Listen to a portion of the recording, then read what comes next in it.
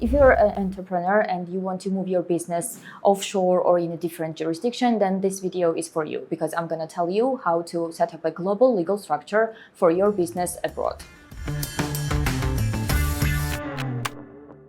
My name is Rusudan. For over 12 years in the financial and audit field, I have been working with different types of businesses and entrepreneurs and helping them set up legal structures for their business.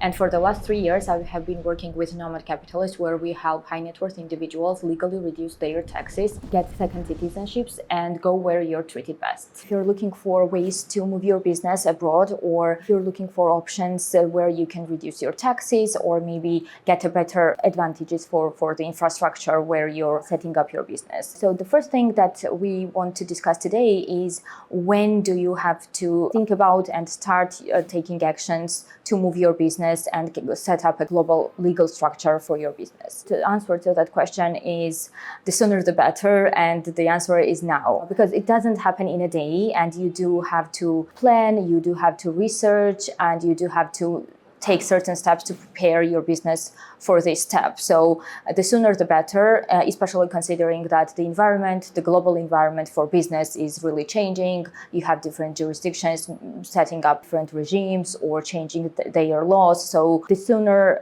you start, the better options you get, because lots of things are changing in a direction where it's not super beneficial for you. So it's better to move to the jurisdiction now and be able to enjoy the benefits that certain jurisdictions offer for your business. So now that we have established that it's better to start taking action now, you can consider that watching this video is one of the first steps, because I will tell you in this video what kind of considerations you have to think about before taking the steps, and just what kind of steps you have to make before the actual implementation. Because we constantly see people really looking into this field and into this option, but the common mistake that they make is taking certain steps without planning it through. What I mean here is sometimes you hear that, oh, this country has like zero tax, so let's move there.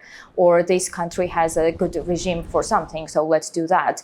And you take action, you do that, but you do not take into consideration, for example, your personal tax situation, because maybe for corporate side and your business side, it can be very, very beneficial, but for your personal side, it doesn't offer this many benefits. So it's important to look at the combination of everything. One other thing that people sometimes also don't take into consideration is the business itself. Not everything can be moved. Like, it's very easy to establish, if you do something physical, you can move parts of your business, which can be very beneficial. You can move parts of it and you still get really huge tax reduction and just some other certain benefits for the business, but it doesn't mean that you can move everything 100%. So it's important to look internally what you're doing and how it can be moved, and it's also externally, like, where are you going? The next question you need to answer is exactly that. So where to move? The world is huge, and there are lots of small unknown countries, unknown jurisdictions, or even very known jurisdictions which have some very nuanced regimes that they offer for startups, for certain businesses, or just let's say foreign income, like in certain jurisdictions like Hong Kong, you can enjoy tax regimes where if you are not working with Hong Kong clients, you just pay zero tax because you are exempt from it. So there are small nuances there that you can use, and it's very important to know them, but to also make sure that your business and those nuances and criteria align. The question that you are asking now is where to move. And the answer to that question would be, it really depends, because there are lots of options. So some things work for some certain businesses or certain countries, because it also depends on where you're coming from, right? So your business, is it physically attached to a geographical location? Do you have a business partner? Because if you have a business partner, they also need to potentially make some changes, maybe not even a change, but you have to take into consideration their tax situation or their residency, because when you're moving to a new country or starting a new business, you have to, let's say, establish a company, right? And this process requires providing additional documentation, like your passport, proof of address, etc. So some countries really differentiate between like who can be a director of the company, who are the shareholders. Maybe you can be a shareholder but not a director. And if you're a shareholder from certain country with certain tax or just physical residence, they may be more strict with you, may require additional documents, or maybe more like certified notarized documents or apostille, like depends. So those are like very nuanced, detailed questions that maybe you're thinking like it's too early for me to think about, but you have to think about it from the beginning, because those documents, those nuances, they can at some point put you in a corner where, yeah, it could on paper work for me, but because of some certain situation that I'm in, it's not going to work for me anymore. So it's important to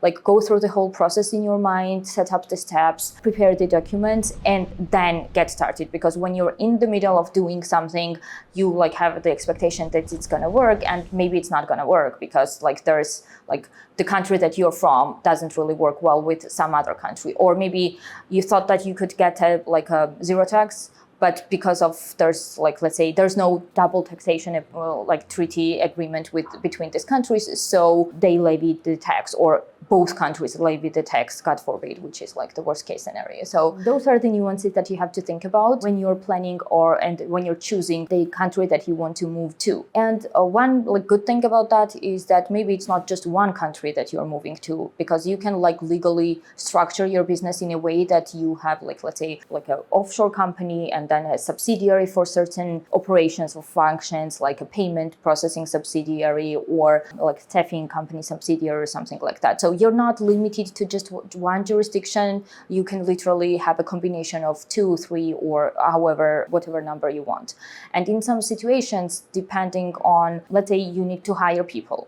And in some countries, they don't have a freelance law. So you literally have to set up a company there and then hire and process all the payroll and all the taxes and everything there. It's not even about the expensive or something, it's just additional layer to your business setup. So you have to think about like, do I want to do that? Like, is it worth for me? Or maybe I should just find somebody somewhere else. Or maybe it's a country where there's good talent, so maybe I can build a team around that company. So there are like lots of options, but it means also lots of research to do to make sure that you are making the right choice there. So one other thing that you have to take into consideration with choosing the jurisdiction with everything else is also the political stability of the country and the direction, because you will be putting some assets there. You are dependent on the business environment, and you need to find a healthy political and business environment and the jurisdiction that you know it's gonna, or you expect it's gonna maintain that and not go in the like a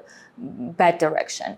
So it's very important to do like really good research in that regard.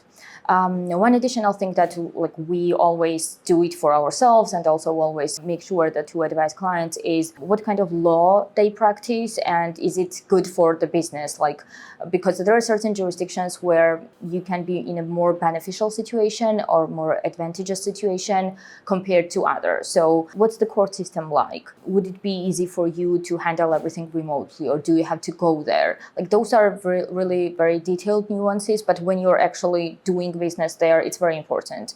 You do not want to go to a jurisdiction where it's going to be too expensive to go to court. Like nobody wants to do that, but you have to be prepared for that because it happens sometimes. And even if it doesn't, it's wise to always find a situation where you are going to be in a beneficial situation and not lose on some like technicality. Or sometimes there are countries where it just, you have to be present in court and like even travel, even like, do you need a representative? Do you need a lawyer? There are countries where you need, like there are different licensing for lawyers. So you have to make sure that, of course, whoever has more expertise is more expensive. So lots of details to consider. And so the legal framework of the jurisdiction you're choosing is very important there. One other thing that you have to take into consideration is the way that you're setting up your business. So are you going to be a limited liability company, partnership, corporation, etc.? So we always advise to, at the very least, go with a limited liability company. You do not want to be personally responsible for business and for business liabilities. So this is is a very good and really first layer of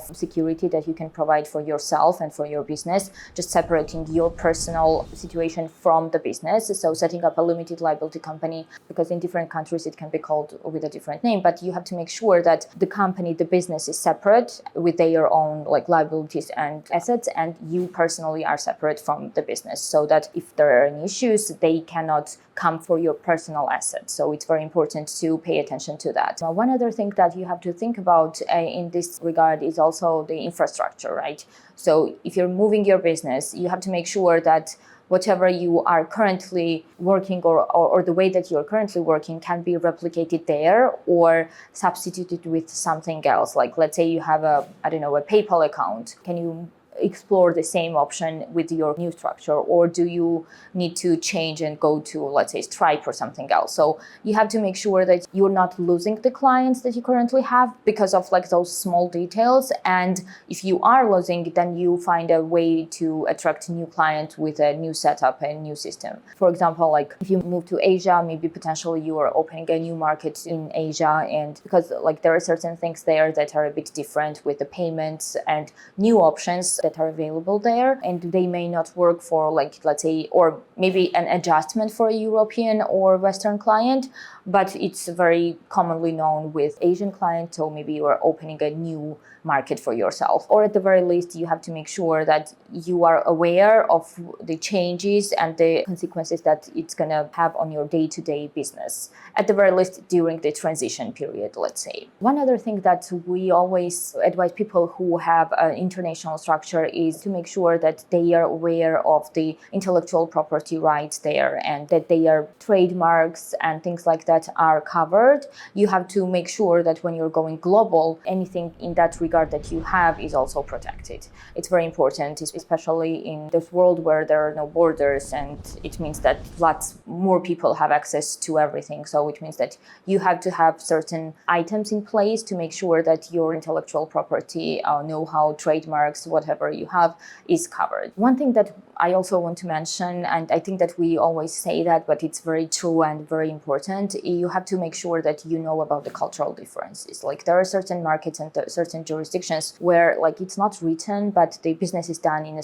different way. You have to be personally there, or you have like things are done through personal connections. And on the other side, you have businesses where it's just everything is remote. You do not meet people for like 3-5 years and you are working with them constantly. So those are the nuances that you have to plan for, because if you miss them, it's very easy to really lose on certain things there. Setting up a global business and global structure for your business is a really huge step, and we have been doing that for more than 10 years now, and Nomad Capitalist can help you find the best solution for you and map out everything and make sure that there are solutions instead of the problems along the way. If you need more information, you can watch other videos on this channel, and if you want to become our client, you can go to nomadcapitalist.com and apply now.